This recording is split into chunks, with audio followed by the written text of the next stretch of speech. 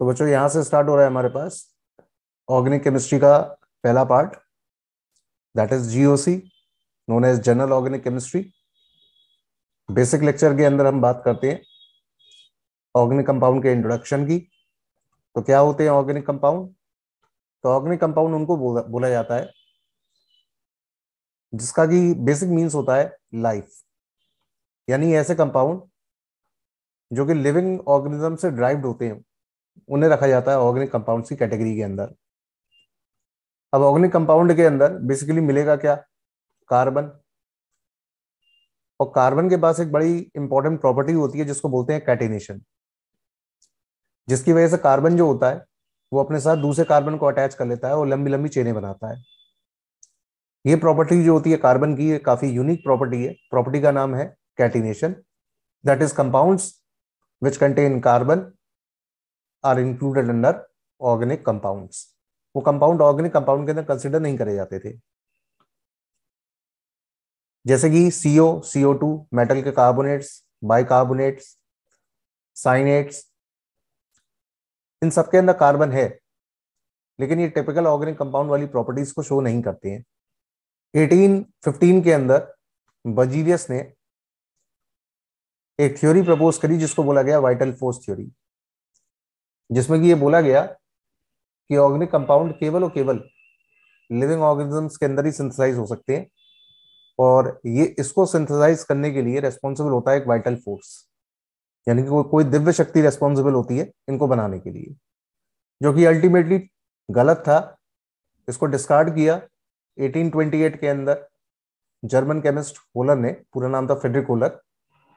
तो Frederick holer ने दुनिया का पहला ऑर्गेनिक कंपाउंड लैब के अंदर सिंथेसाइज किया, वो भी इनऑर्गेनिक कंपाउंड से, और उस कंपाउंड का नाम था यूरिया। और तैयार किससे करके दिया? अमोनियम साइनेट से, जिसका फॉर्मूला होता है NH4CNO। अमोनियम साइनेट का फॉर्मूला NH4CNO। ये एक इनऑर्गेनिक कंपाउंड है। इसको जैसे ही हीट किया तो इसमें एक स्पेशल टाइप का रीअरेंजमेंट हो गया, और रीअरेंजमेंट होने की वजह से लैब के अंदर आपको मिला फर्स्ट टाइम पहला ऑर्गेनिक कंपाउंड जिसका नाम था यूरिया। तो इनऑर्गेनिक कंपाउंड से ही ऑर्गेनिक कंपाउंड को सिंथेसाइज किया, बॉडी के बाहर सिंथेसाइज किया, लैब के अंदर किसने किया? तो नाम इंपॉर्टेंट है, होलर, इन 1828। तो वाइटल फोर्स थ्योरी डिस्प्रूव किसने करी? होलर ने, दैट इज फ्रेडरिक होलर। उसके बाद कोलबेज ने लैब के अंदर सिंथेसाइज किया मीथेन को, एसिटिक एसिड्स को, ठीक, acetic acid from its element synthesize by Kolbe. 1856 के अंदर बर्थलॉट ने सिंथेसाइज किया मीथेन को। तो क्वेश्चन में आ जाओ, तो organic compound are extracted from, answer is living organisms. First synthesized organic compound urea was obtained from, that is ammonium cyanate. Option B, highly important question. First synthesized organic compound urea was obtained from ammonium cyanate. Practical importance क्या है organic chemistry की? इतनी wide branch है organic chemistry, तो कुछ तो practical application होगा ना इसका। तो ऑर्गेनिक कंपाउंड यूज होते हैं बेसिकली फार्मास्यूटिकल इंडस्ट्रीज के अंदर। जितनी भी मेडिसिन है, जितनी भी, ज्यादातर मेडिसिन के अंदर कार्बन का यूज तो होना ही होना है। मेडिसिन के अंदर हो गया एक तो, दूसरा petrochemical industries, LPG, oils, petroleum jelly, kerosene, diesel, ये सब क्या है? ये सब पेट्रोकेमिकल इंडस्ट्रीज के अंदर इस्तेमाल होने वाले कंपाउंड्स हैं, केमिकल्स हैं, जिनके अंदर की कार्बन प्रेजेंट है। जितनी भी डाई इंडस्ट्रीज हैं, पेंट्स हो गए, सब कार्बन से तैयार होने वाले हैं। एजोडाइज हुए, इंडिगो हुआ। पॉलीमर इंडस्ट्रीज, टेफ्लॉन, गाड़ियों के ऊपर टेफ्लॉन की लेयर चढ़ाई जाती है, कार्बन का पॉलीमर होता है वो भी। सारे फाइबर्स, थ्रेड्स, नायलॉन, टेरिलिन, ये सब ऑर्गेनिक कंपाउंड से ही तैयार होने वाले। प्लास्टिक इंडस्ट्रीज के अंदर बॉटल्स हो गई, प्लास्टिक बैग्स, कॉस्मेटिक इंडस्ट्रीज। तो यहां पर ऑर्गेनिक कंपाउंड की आपको इंपॉर्टेंस देखने को मिल रही है कि इतनी इंडस्ट्रीज के अंदर ऑर्गेनिक कंपाउंड्स की रिक्वायरमेंट होती है, यानी कि कार्बन की केमिस्ट्री ही केवल डील होती है। तो ऑर्गेनिक केमिस्ट्री का मतलब है हाइड्रोकार्बन और उनके डेरिवेटिव्स की स्टडी, यानी compounds of carbon, hydrogen and their derivatives are included under organic chemistry. अब ऑर्गेनिक कंपाउंड्स का एक वाइड ब्रांच क्यों है, यानी इतने सारे ऑर्गेनिक कंपाउंड क्यों डिस्कवर होते जा रहे हैं? तो इसकी एक जो इंपॉर्टेंट रीजन है जिसके पीछे, वो है पहला high catenation of carbon, number 2 very high CC bond dissociation energy, number 3 tetravalency of the carbon, number 4 isomerism, and number 5 multiplicity of the bond. Carbon single, double, triple तीनों तरह के बॉन्ड बना सकता है। आइसोमेरिज्म यानी कि compounds having the same molecular formula but having different structure are known as isomers. इसके अलावा tetravalency, high bond dissociation energy और हाई कैटेनेशन पावर। तो ये वो इंपॉर्टेंट रीजंस हैं जिसकी वजह से आज की डेट में काफी ज्यादा ऑर्गेनिक कंपाउंड्स देखने को मिलते हैं। इसके अलावा कैटेनेशन की वजह से ही carbon, the ability of carbon to form 4 bond is known as tetravalency. Carbon जब 4 बॉन्ड बनाता है तो ये प्रॉपर्टी उसकी टेट्रावेलेंसी कहलाती है। रीजन, कार्बन के वैलेंस शेल में 4 इलेक्ट्रॉन है। अब 4 इलेक्ट्रॉन है तो 4 तो ना तो ले सकता है इलेक्ट्रॉन, ना दे सकता है, जिसकी वजह से 4 इलेक्ट्रॉन्स की वो शेयरिंग करता है। तो ये प्रॉपर्टी जो होती है वो कहलाती है टेट्रावेलेंसी। अब इस टेट्रावेलेंसी को बनाने के लिए मल्टीपल बॉन्ड फॉर्मेशन हो सकती है, या तो 4 सिंगल हो सकते हैं, या 2 डबल, या 1 डबल 2 सिंगल बॉन्ड बन सकता है, या 1 ट्रिपल और 1 सिंगल बॉन्ड बन सकता है टेट्रावेलेंसी को अचीव करने के लिए। कार्बन का एटॉमिक नंबर 6 है। हम जानते हैं कन्फिग्रेशन जो भी आएगा वो आएगा 1s2 2s2 2p2। अब अगर एक्साइटेड स्टेट में आप लेकर के जाओगे इसे, तो 2s का एक इलेक्ट्रॉन जो है वो 2p में जम कर जाएगा। तो एक्साइटेड स्टेट में कार्बन की कन्फिग्रेशन होगी 1s2 2s1 2px1 2p y1 और 2pz1। तो ये हो गई कार्बन की एक्साइटेड स्टेट में कॉन्फ़िगरेशन। इसके अलावा एक्साइटेशन एनर्जी जो रिक्वायरमेंट में होती है वो लगभग होती है 501.6 किलो जूल पर मोल, यानी इतनी एनर्जी की रिक्वायरमेंट होती है 2s से इलेक्ट्रॉन को 2p में जम कराने के लिए। तो पहला हम बात करते हैं एल्केन्स के अंदर हाइड्रोकार्बन्स की कैटेगरी के अंदर आने वाला एल्केन जो है। एल्केन के अंदर कार्बन की हाइब्रिडाइजेशन होती है sp3, CC bond length 1.54 angstrom, CH bond length 1.09 angstrom, shape होती है टेट्राहेड्रल, बॉन्ड एंगल होता है 109 डिग्री 28 मिनट का। दूसरा, एल्कीन्स के अंदर, यानी कि अगर कार्बन कार्बन की जो डबल बॉन्ड होगा तो आप उसे एल्कीन बोलोगे। यहां कार्बन की जो हाइब्रिडाइजेशन होती है वो होती है sp2, सीसी बॉन्ड लेंथ होता है 1.34 एंगस्ट्रॉम का, सीएच बॉन्ड लेंथ 1.08 एंगस्ट्रॉम की, शेप होती है trigonal planar, in short planar, और बॉन्ड एंगल होता है 120 डिग्री का। एल्काइंस के अंदर अगर बात करें तो हाइब्रिडाइजेशन होती है sp, CC bond length 1.20 angstrom और सीएच बॉन्ड लेंथ 1.06 एंगस्ट्रॉम की, शेप होती है लीनियर, बॉन्ड एंगल होता है 180 डिग्री का। अब इंपॉर्टेंटली जो आपको याद रखना है वो ये कि हाईएस्ट सीसी बॉन्ड लेंथ जो होता है वो आपको एल्केन्स में देखने को मिलेगा। सिग्मा बॉन्ड और पाई बॉन्ड, इनके भी कैरेक्टर हम ऑलरेडी डिस्कस कर चुके हैं कि हाइब्रिड ऑर्बिटल जो होते हैं वो केवल सिग्मा बॉन्ड बनाते हैं, और जो अनहाइब्रिड ऑर्बिटल रह जाते हैं, हाइब्रिडाइजेशन में जो ऑर्बिटल इन्वॉल्व नहीं होते हैं, वो इन्वॉल्व होते हैं पाई बॉन्ड की फॉर्मेशन में। यानी कि जितने भी अनहाइब्रिड यानी कि प्योर एटॉमिक ऑर्बिटल्स हैं वो बनाते हैं पाई बॉन्ड रिटर्न ओवरलैपिंग की वजह से, और हेड ऑन ओवरलैपिंग से जो बॉन्ड बनता है उसको बोलते हैं सिग्मा बॉन्ड। हाइब्रिड ऑर्बिटल केवल सिग्मा बॉन्ड बनाते हैं। चेन के अंदर कार्बन जो होता है वो टोटल मिलाकर के 4 टाइप का होता है। प्राइमरी कार्बन का मतलब है ऐसा कार्बन जो किसी एक कार्बन के साथ अटैच हो या फिर किसी से अटैच ना हो, तो इस तरह का कार्बन जो होता है वो कहलाता है प्राइमरी कार्बन। रिप्रेजेंट करेंगे 1 डिग्री कार्बन, और उस कार्बन से अटैच जो भी हाइड्रोजन होगी, जितनी भी हाइड्रोजन होगी, वो कहलाती है प्राइमरी हाइड्रोजन। सेकेंडरी कार्बन का मतलब वो कार्बन जो अपने साथ डायरेक्टली दो कार्बन के साथ अटैच हो उसे बोला जाएगा सेकेंडरी कार्बन, और ऐसे कार्बन से जो हाइड्रोजन अटैच होगी वो कहलाएगी सेकेंडरी हाइड्रोजन। टर्शरी कार्बन का मतलब ऐसा कार्बन जो अपने साथ डायरेक्टली तीन कार्बन से अटैच हो उसे इंक्लूड करा जाता है टर्शरी कार्बन के अंदर, 3 डिग्री कार्बन। और इस तरह के कार्बन से अटैच हाइड्रोजन जो होती है वो कहलाती है टर्शरी हाइड्रोजन। चौथा होता है क्वांटरनरी कार्बन यानी 4 डिग्री कार्बन, यानी कार्बन जब अपने साथ चार कार्बन के साथ अटैच हो जाएगा डायरेक्टली, तो इस तरह का जो कार्बन है वो इंक्लूड किया जाएगा क्वांटरनरी कार्बन के अंदर।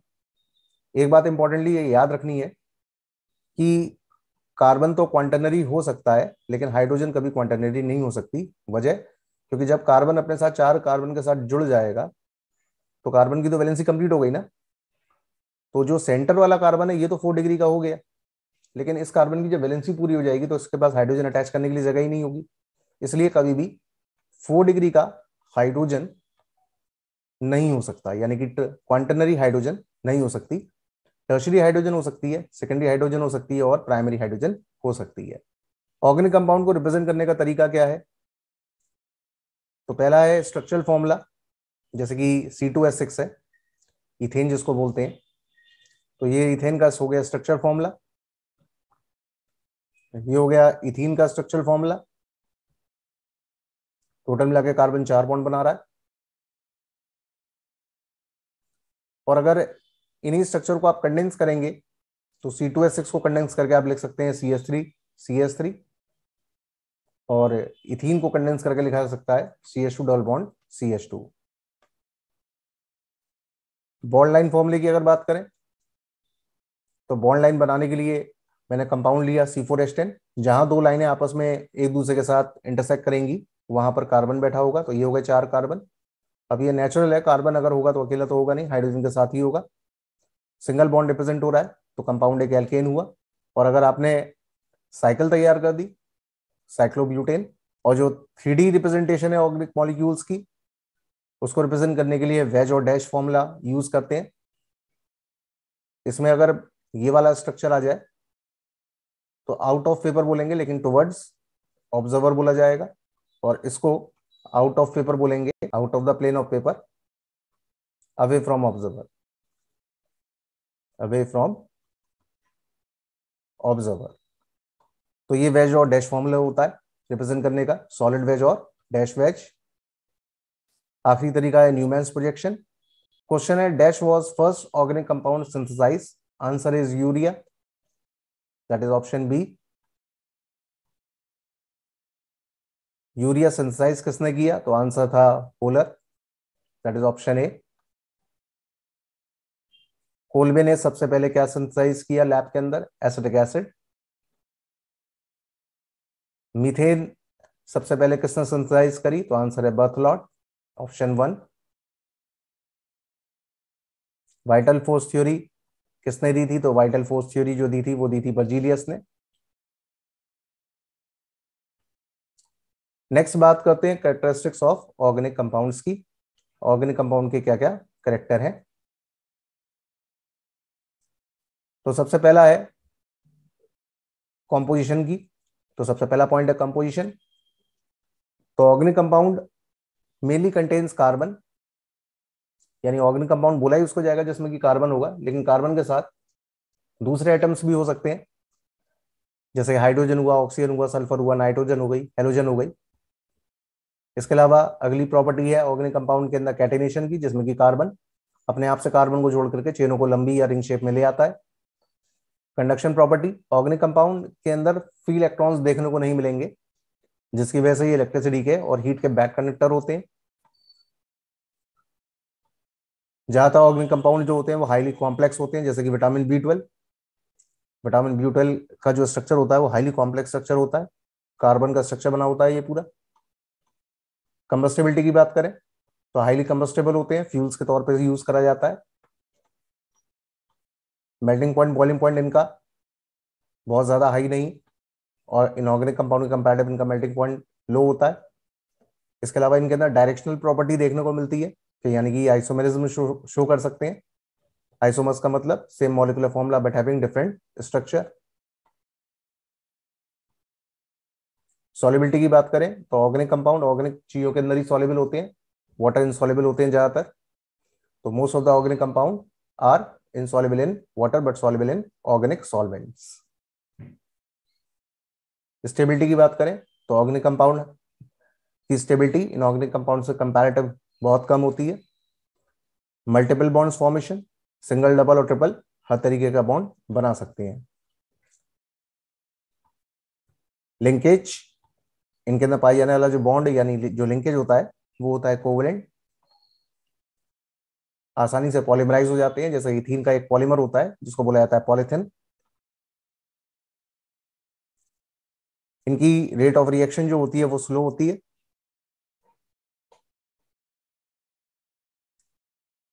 इनका अपना एक कैरेक्टरिस्टिक ओडर देखने को होता है, जैसे कि एस्टर्स का प्लीजेंट स्वीट प्लीजेंट स्मेल होता है। इसके अलावा organic compounds particular chemical reactions को जब देते हैं तो वो इसलिए देते हैं क्योंकि उनके अंदर एक स्पेसिफिक ग्रुप प्रेजेंट होता है। वो ग्रुप कहलाता है फंक्शनल ग्रुप, जो कि ऑर्गेनिक कंपाउंड की केमिकल प्रॉपर्टीज को डिसाइड करता है। अगर COH है तो हम उस ऑर्गेनिक कंपाउंड को कार्बोक्सिलिक एसिड बोलेंगे, CHO आ गया तो एल्डिहाइड, OH आ गया तो alcohol. Homologous series lower class में आप लोगों ने पढ़ रखी है, यानी कि ये वो सीरीज होगी जिसमें कि सभी मेंबर्स का जनरल फॉर्मूला एक ही होगा और दो सक्सेसिव मेंबर्स के बीच में जो डिफरेंस होगा वो CH2 का होगा, यानी कि मिथाइलिन। CH2 का मतलब होता है मिथाइलिन। अगर मास निकालोगे तो कार्बन का 12 और हाइड्रोजन का इसमें 2 ऐड कर दो तो मास जो आ गया वो आ गया 14 AMU का। तो दो मेंबर्स के बीच में जो डिफरेंस आता है वो 14 AMU मास का डिफरेंस आता है।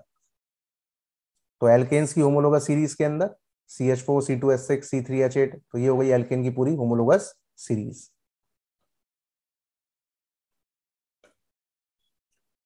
बात करते हैं classification of organic compound on the basis of the structure. Structure के बेसिस पर कार्बन की चेन स्ट्रेट भी हो सकती है और साइक्लिक भी हो सकती है। तो स्ट्रेट चेन का कंपाउंड है ब्यूटेन और साइक्लिक का हो गया साइक्लोब्यूटेन। तो ओपन चेन कंपाउंड हो गया नॉर्मल ब्यूटेन और क्लोज चेन कंपाउंड हो गया साइक्लोब्यूटेन।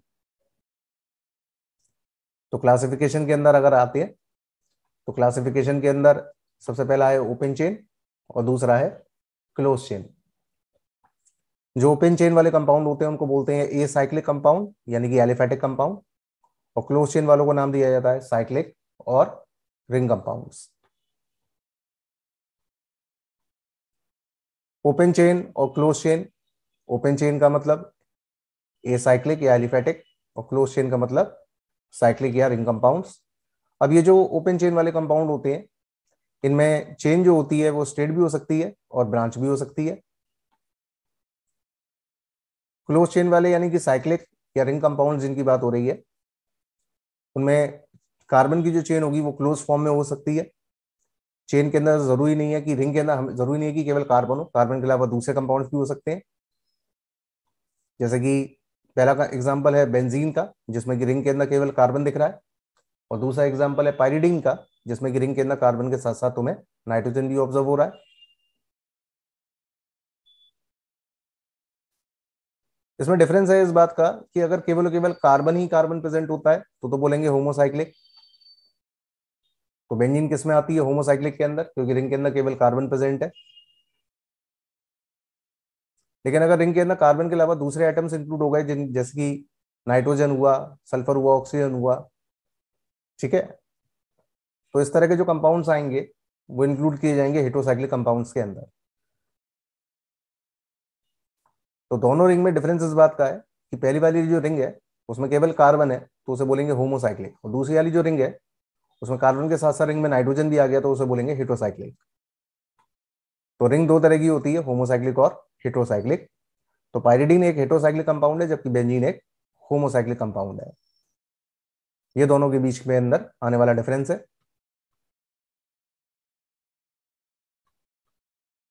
तो हमने क्लोज चेन कंपाउंड के अंदर दो बातें पढ़ी, पहला होमोसाइक्लिक और दूसरा हेटेरोसाइक्लिक।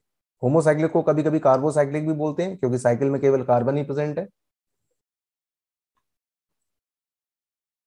तो होमोसाइक्लिक के अंदर जैसे कि ये दो साइकिल हैं, पहला वाला है साइक्लोहेक्सेन का, दूसरा वाला है बेंजीन का।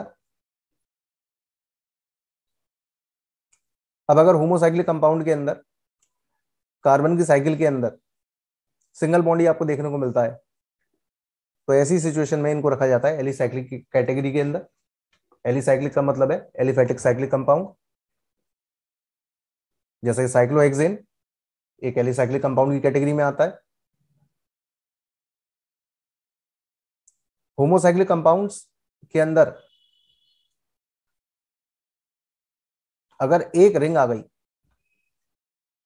कंपाउंड के अंदर बेंजीन रिंग आ गई, तो ऐसी सिचुएशन में वो होमोसाइक्लिक कंपाउंड इंक्लूड कर दिया जाएगा एरोमेटिक के अंदर। तो बेंजीन एक एरोमेटिक कंपाउंड है और साइक्लोहेक्सेन एक एलिसाइक्लिक कंपाउंड है। तो क्लोज चेन कंपाउंड के अंदर हमने डिस्कस किया होमोसाइक्लिक, और होमोसाइक्लिक के अंदर दो नाम बताए, एलिसाइक्लिक और एरोमेटिक का। तो होमोसाइक्लिक कंपाउंड के अंदर आता है एरोमेटिक कंपाउंड्स। तो एरोमेटिक कंपाउंड के अंदर जैसे कि एनिलीन हुआ, फिनॉल हुआ, इनमें कम से कम एक बेंजीन रिंग का होना जरूरी है। तो जिन कंपाउंड में बेंजीन रिंग मिलेगा ही मिलेगा एरोमेटिक कंपाउंड्स के अंदर, उन्हें आप बोलेंगे बेंजीनॉइड्स। यानी एरोमेटिक कंपाउंड की भी कैटेगरी हो गई, पहली बेंजीनॉइड और दूसरी नॉन बेंजीनॉइड। तो हम डिस्कस कर रहे हैं यहाँ पे बेंजीनॉइड के बारे में। तो एरोमेटिक कंपाउंड्स जिनके अंदर की एटलीस्ट एक बेंजीन रिंग प्रेजेंट है, उसे इंक्लूड किया जाता है बेंजीनॉइड्स के अंदर।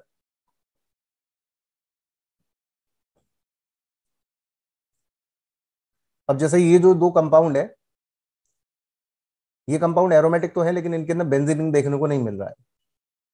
जैसे कि ट्रोपोन हुआ, ट्रोपोलियन हुआ, इनमें एक दूसरे टाइप की एरोमेटिक रिंग प्रेजेंट है और वो रिंग बेंजीन रिंग नहीं है। तो इस तरह के जो कंपाउंड है वो इंक्लूड कर दिए जाते हैं नॉन बेंजीनॉइड के अंदर।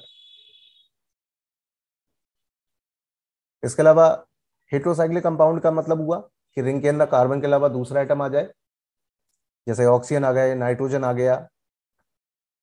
तो जो एग्जांपल मैंने दिया हुआ है उसका नाम है टेट्राहाइड्रोफ्यूरान। अब ये कंपाउंड एक एलिसाइक्लिक कंपाउंड है जिसमें कि एक हेट्रो एटम रिंग के अंदर प्रेजेंट है। तो ये कंपाउंड आ गया आपका हेट्रो एलिसाइक्लिक कंपाउंड के अंदर। जबकि इधर वाला जो कंपाउंड है, इस वाले कंपाउंड के अंदर एरोमेटिक रिंग के अंदर एक हेट्रो एटम प्रेजेंट है, यानी कंपाउंड एरोमेटिक है और एक इसमें हेट्रो एटम प्रेजेंट है। तो ये इंक्लूड किया जाएगा हेट्रो एरोमेटिक कंपाउंड्स के अंदर। एग्जांपल हो गया फ्यूरान। तो हेट्रो एरोमेटिक कंपाउंड के अंदर और भी एग्जांपल है, कैटेगरी हो सकती है बेंजोनाइड की भी और नॉन बेंजोनाइड की भी। तो बेंजोनाइड का मतलब बेंजीन रिंग होगा ही होगा, मैंडेटरी है दूसरे आइटम्स के साथ।